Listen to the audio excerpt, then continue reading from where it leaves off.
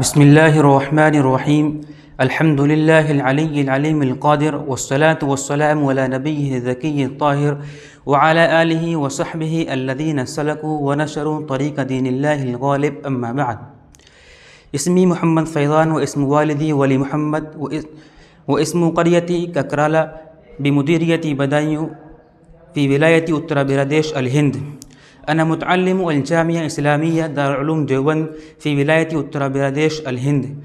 أنا مشارك في هذه الدورة التدريبية العربية 13 الطابية للمعهد الإسلامي العربي لعموم الهند المنعقدة في جامعة الهداية في مدينة جيفور بولاية راجستان. فأنا أريد أن أقدم انطباعاتي حول هذا المعهد الإسلامي العربي.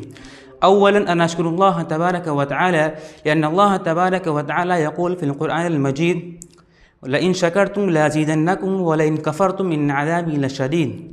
فيا أيها المشاهدون الكرام، إن حب هذه الدورة قد تسرب في قلوبنا وتغلغل في عروقنا وجرى منا مجرى الدم والروح. وكل النشاط الذي يقام به في هذا المعهد الإسلامي العربي هو يجل عن الوصف وتقصر عن وصفه العبارات، وهذه النشاطات كلها تزود عشاق اللغة العربية بالقدرة على التكلم باللغة العربية. كان كثير من الطلاب هم كانوا يعرفون القواعد النحوية والصرفية، ولكنهم ما قدروا على التكلم باللغة العربية. ولكنهم اليوم الحمد لله ثم الحمد لله هم يتكلمون باللغة العربية فصيحا وبليغا وصريحا بلا خوف وخطر. لماذا؟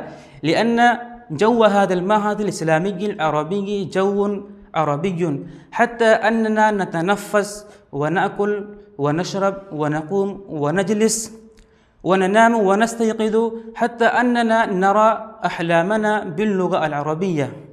وشيء واحد في هذا المعهد الإسلامي العربي هو أعجبني إعجابا كثيرا، هو معاملة الأساتذة مع الطلاب، لأن الأساتذة هنا يعاملون مع الطلاب معاملة الزملاء ومعاملة الأصدقاء، وهذا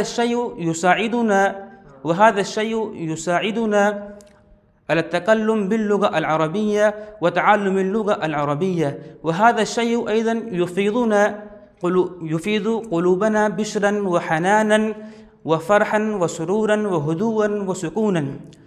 والكلام عن فضيلة هذه الدورة ذو شجون ومجال القول ذو سعة، ولكن هذا الوقت لا يتسعه، فأنا أكتفي بهذه الكلمات فقط، والسلام.